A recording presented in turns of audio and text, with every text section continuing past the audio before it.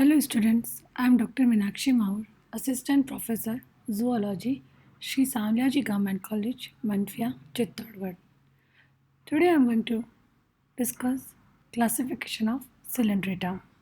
In previous lecture, I discussed about characteristics of Cylindrita. Now, I'll I'll explain classification of Cylindrita.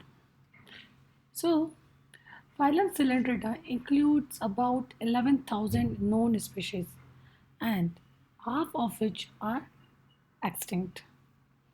But the remaining species are grouped in three classes, that is class 1 Hydrozoa, class 2 Scyphozoa and class 3 Anthozoa. Hydrozoa Hydrozoa are mostly marine animals, but some may also live in freshwater. So the hydrozoa may be freshwater or marine. They are chiefly colonial, but some forms may also appear solitary. So they may be solitary or colonial. Then in hydrozoa, medusae stage is absent in few animals, but sometimes both polyps and medusae stage are present in few animals of this class. In hydrozoa, medusa is crespidot, means they have velum, velum in their umbrella. So presence of velum means they are crespidot. Cylindrita of this polyp of this class is undivided. In them, mesoglea is very thin, simple, and acellular, or we can say non-cellular. In them, cnidocytes are restricted to epidermis only. Cnidocytes are the special characteristics of the phylum Cylindrita. Then gonads also appear in their epidermal region.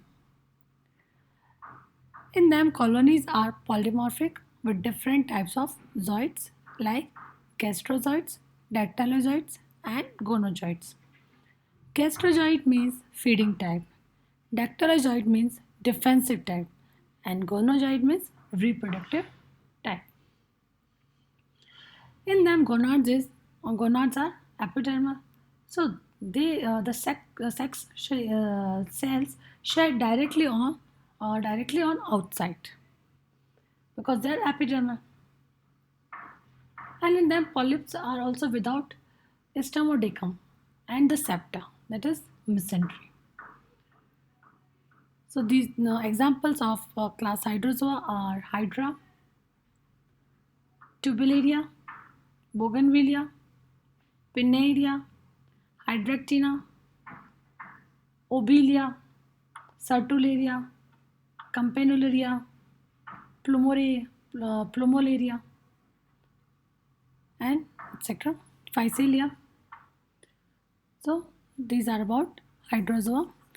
This is Obelia and this is a Hydra. They are the most common example of class Hydrozoa. Then Scyphozoa. They all are marine in nature. In them, Medusa stage is prominent.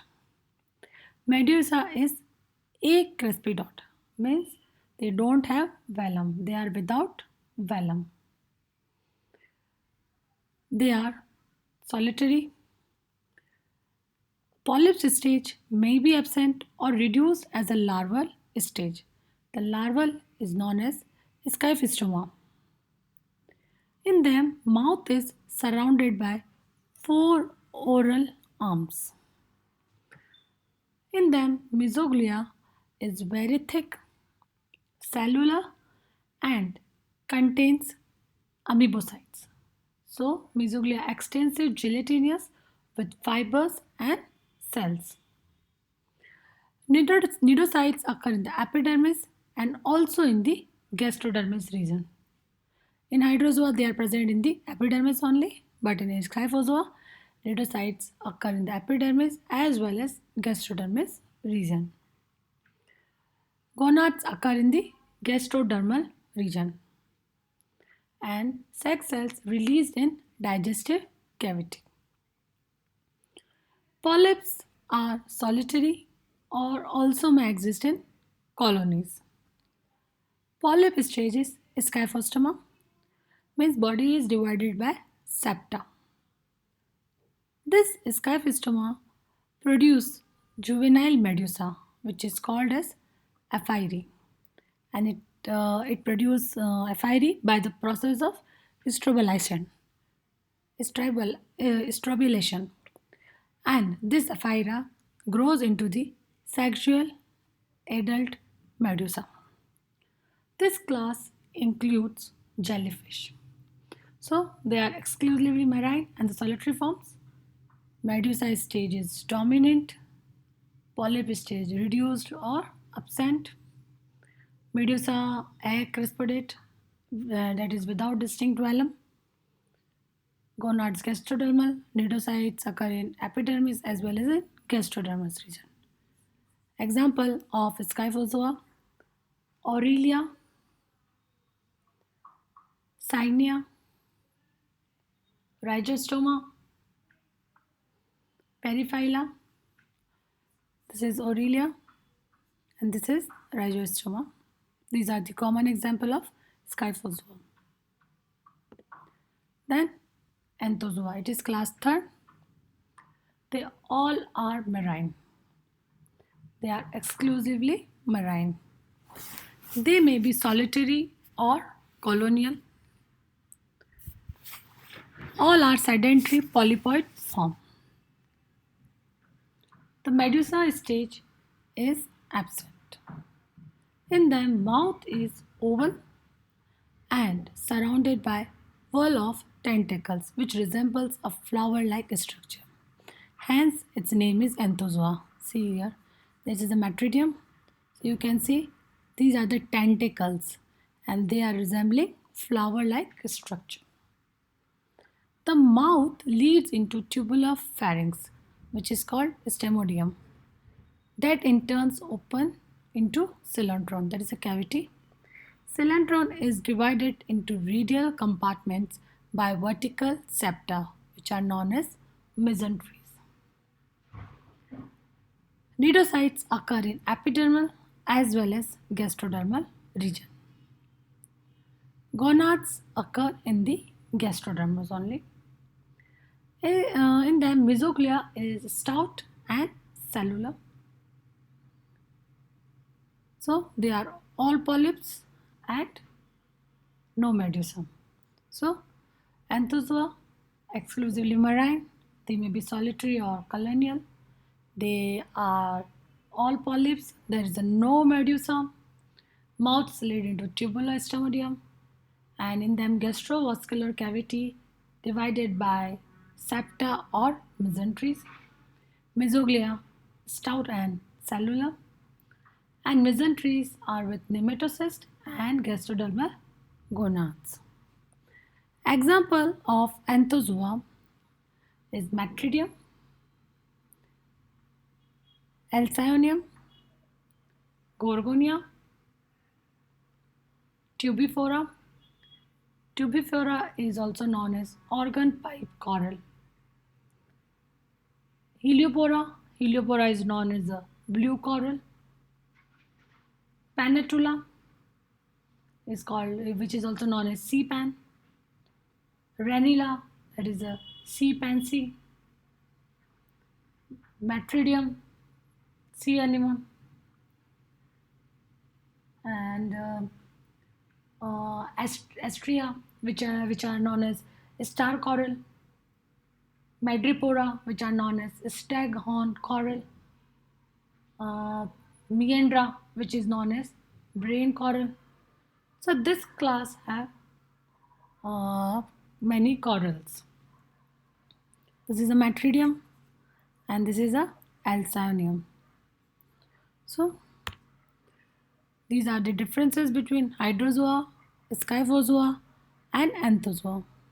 So in Hydrozoa, there are both polyps and medusa. In Scyphozoa, medusa is a dominant and polyp stage reduced or absent. In Anthozoa, polyps are dominant. There is no medusa. Hydrozoa, they may be freshwater or marine. But Scyphozoa or Anthozoa, they are exclusively marine. In Hydrozoa, medusa are neither cellular nor fibrous, but Scyphozoa possess cell and Anthozoa possess cell as well as fiber. In Hydrozoa, gonads are ectodermal. They are present in uh, they present in the ectodermis. So gonads are epidermal and they discharge externally, means sex cells shed directly outside. In Scyphozoa, gonads are endodermal or they discharge internally, means gonads are gastrodermal and the sex cells released in digestive cavity. In Anthozoa, gonads are endodermal and discharge internally, the same as that of Scyphozoa. Medusa are crespidota, that is, they possess a velum. Scyphozoa, they are acrespidota, means there is no velum. But in Anthozoa, no medusa, hence no velum. In Hydrozoa, tentaculocytes absent. In Scyphozoa, tentaculocytes present in medusa.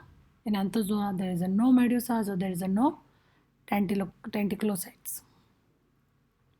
In Hydrozoa, there is a no mesenteries in polyp, but in Scyphozoa there is a no polyp or reduced polyps, so there is a no mesenteries in polyp. In Anthozoa, there is a mesenteries present. Mesentery is with nematocytes and gastrodermal gonads, and the gastrovascular cavity is subdivided by septa or mesenteries. Hydrozoa, in Hydrozoa tentacles are hollow, but in Scyphozoa tentacles are solid. In Anthozoa, solid tentacles are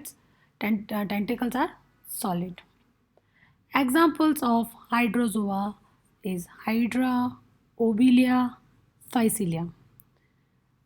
Scyphozoa, examples of Scyphozoa Aurelia, Rhizostoma, Cyne, etc. Anthozoa, examples are Matridium, Heliopora, Gorgonia, Coryllium, Alcyonium, Panatula, Ranella, Adensia, Madrepora, Astrea, Meandra. These Anthozoa have so many corals, and in Scyphozoa there are jellyfishes. So this is all about classification of coelenterate. Coelenterates have three classes. First is Hydrozoa, second is Scyphozoa, and third is Anthozoa. These are the examples of Hydrozoa, Obelia, and Hydra. Aurelia and Rhizostoma are examples of Scyphozoa. Matridium and Alcyonium are examples of Anthozoa. So the classification is based on the presence of polyps and medusa. So in Hydrozoa we see that both polyps and medusa are present, but in Scyphozoa there is a dominance of medusa. Polyps is reduced or absent. In Anthozoa, medusa is absent, totally absent, and in Anthozoa, polypoid forms are dominant. Thank you.